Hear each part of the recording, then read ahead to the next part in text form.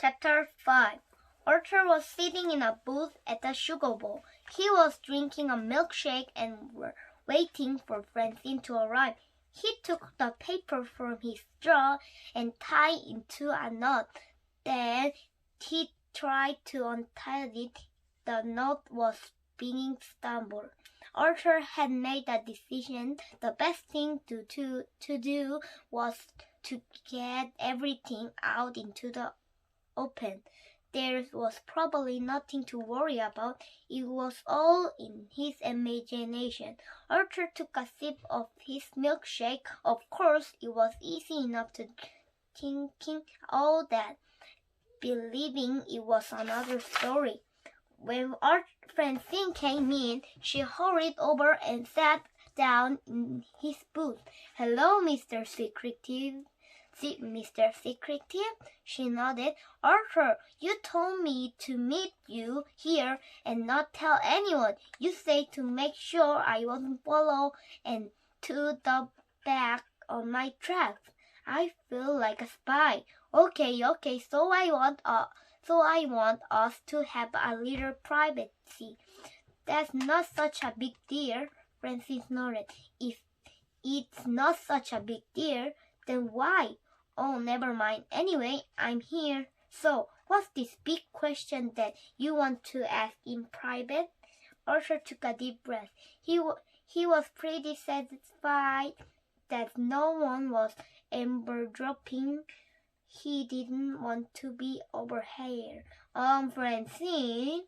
He pushed away his milkshake, trying to collect his thoughts. "Hey, are you going to finish that?" she asked. Arthur shook his head.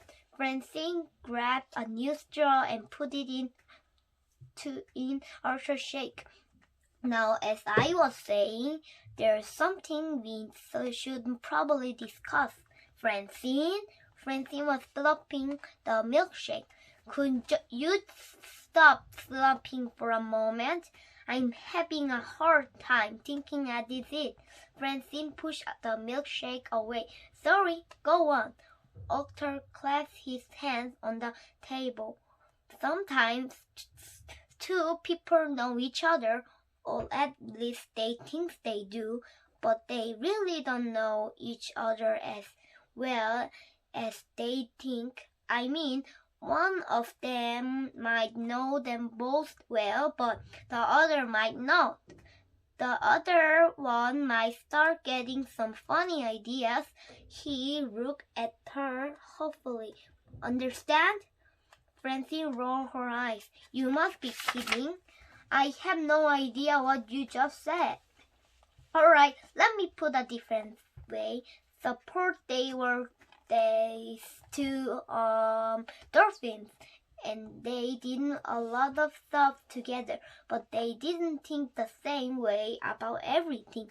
And one day it happened that a shadow fell on the tabletop." Arthur looked over Francine's shoulder and saw Binky and the Brain outside the window.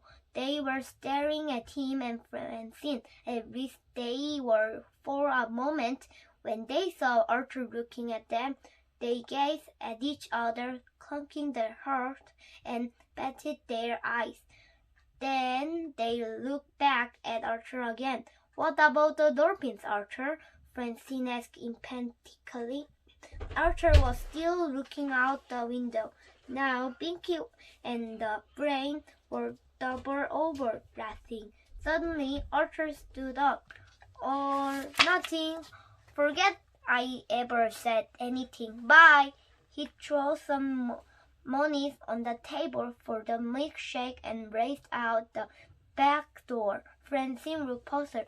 She finished the milkshake with a frown on her face. Boys could be strange sometimes, and Arthur was no exception.